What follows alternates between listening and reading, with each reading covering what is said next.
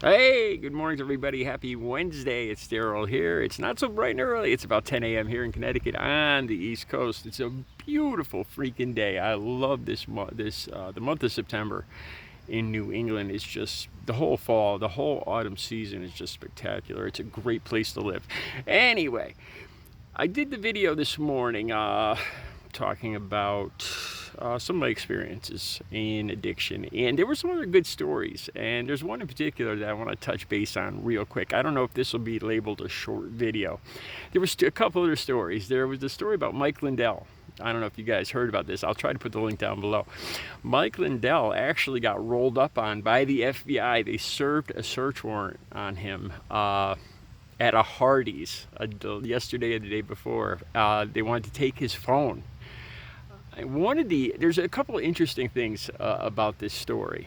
Of course, he's all upset, and he claims he held up the search warrant, and he claims that he doesn't show what it says, but he claims that it says that the FBI told him to keep this a secret and not talk about it.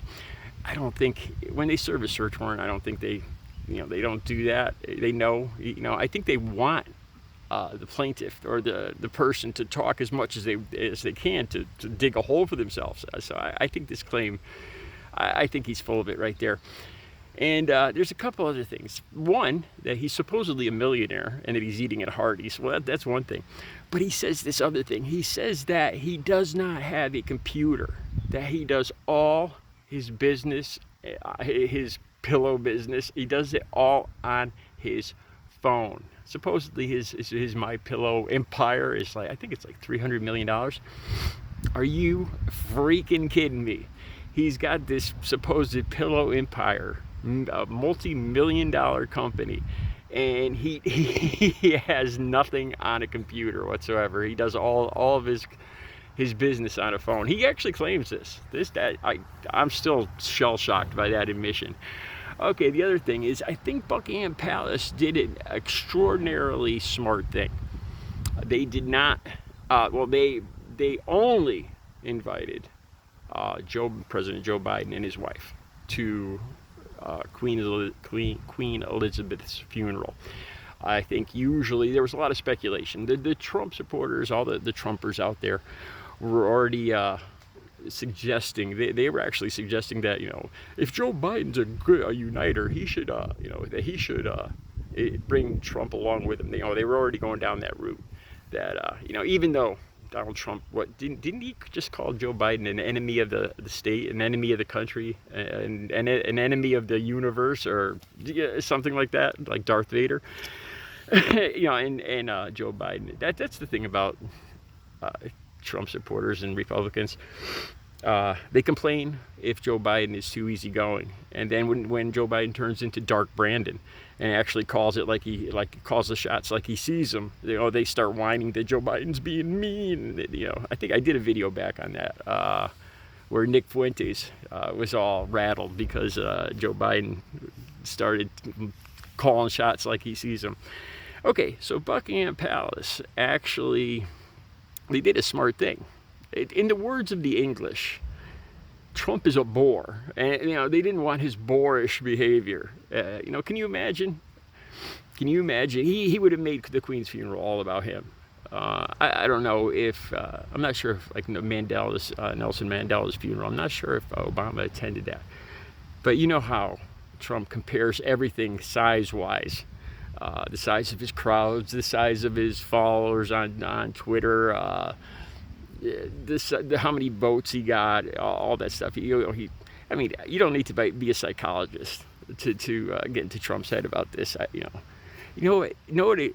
The problem Trump realizes that all the money in the world, all the building in the world, you could be a billionaire and nothing will buy you a bigger schlong. I think that's pretty much the bottom line. I think that, it's obvious.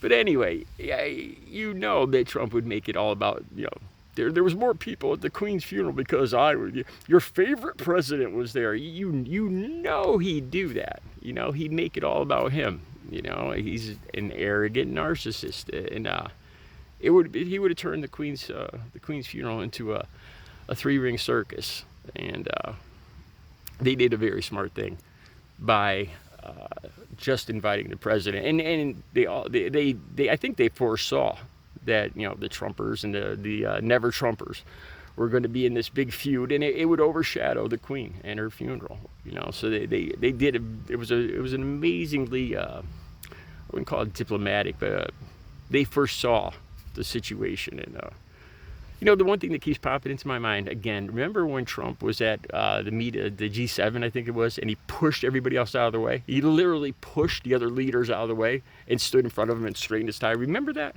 Is this the guy you want to bring to a funeral? No, no. He is boorish. He's a bore. And that's B-O-O-R for the Trump supporters. And no, it doesn't mean you're not interesting. It doesn't mean that you have tusks. I'll let you guys look it up. Okay, one other thing. This is kind of funny. This is an older video clip. I'll put it down below. It's a picture. I'll use it in the thumbnail, as a matter of fact. It's a picture of Trump is talking to Queen Elizabeth. This is probably from 2016, 2017, somewhere around there, when he met the Queen. And Prince Charles actually does one of these. Man, you know, you could say he was just scratching his eye, but it really, you know, it really looks like he was giving Trump the bird. I'll have the clip down below. Let me know what you think.